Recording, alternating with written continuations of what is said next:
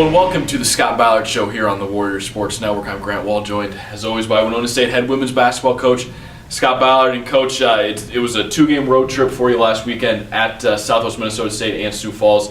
A couple of close games that went down to the wire, but a couple games that you couldn't come away with. We'll start Friday night, and the story really was Abby Bush had a fantastic game, over 20 points, and really got your offense rolling early. Well, we got out of the gates in good shape, got off to a fast start in that game, and if I remember right, I think we had them down, double digits, 10, 12 points, and then they subbed, and they had some kids that are not very good three-point shooters that went nuts and were throwing things in, and actually I think they were 6-6 from three-point land first half. They were. They got half of them against zone, half of them against man-to-man. We did a much better job the second half of taking that away. I think they were 0 for 2 second half. So we got out and guarded harder second half, but unfortunately our post defense at times was not as good as it needed to be, and they got some dribble penetration and got to the free throw line too much. I mean, we just met with our group and was talking about different things that kind of come back to bite us in these close games, and one of them was the fact that late in the game and a lot of the second half we fouled too much, and we're as good as anybody else in our league with half-court defense, and our half-court execution is good most of the time.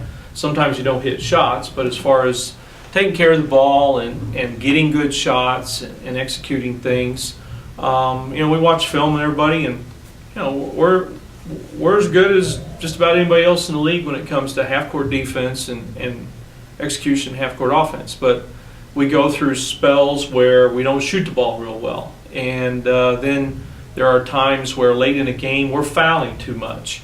Well, the common denominator of both those things can be fatigue. I mean, we had 45 practices with 2 point guards, and then all of a sudden that's been totally disrupted in the last 2 weeks with Tessa getting her concussion and not being able to play, and so it's like starting all over again. Now we're having to take Connor and practice reps with her, and you got to kind of do it trial by fire. You don't have a lot of reps to try to learn things before you have to put it in action in a game, and I'm really pleased with how she's handled the point guard spot.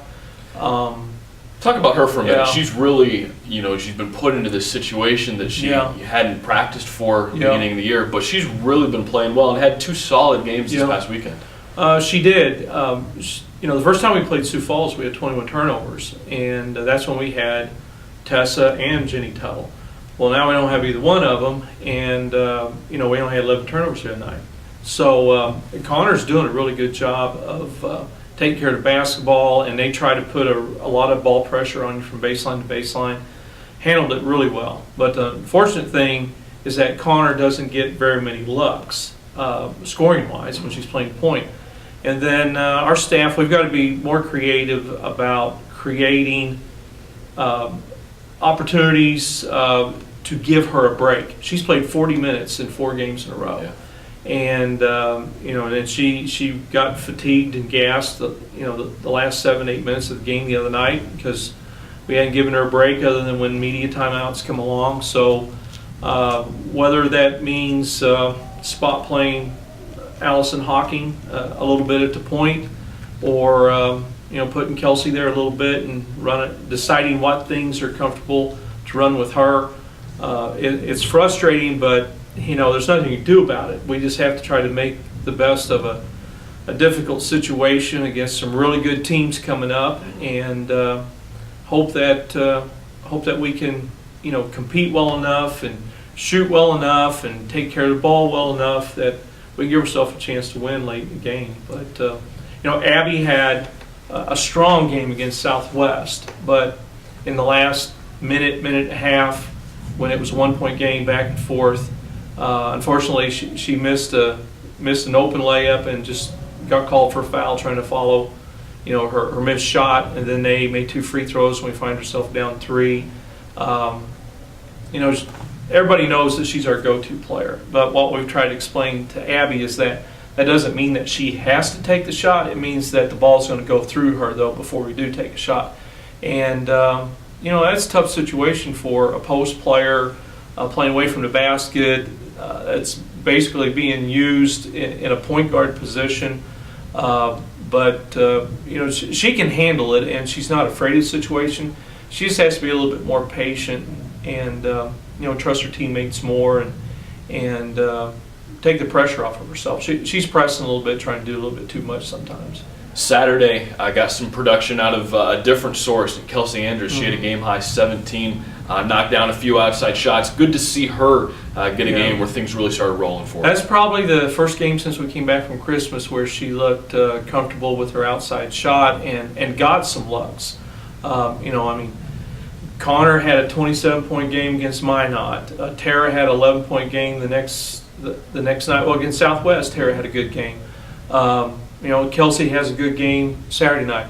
But what we need multiple people having a good game the same night, and then it'll be a little bit more difficult to guard us. But right now, because we've not had a lot of balance scoring-wise or consistency, we've been a little bit too easy to guard.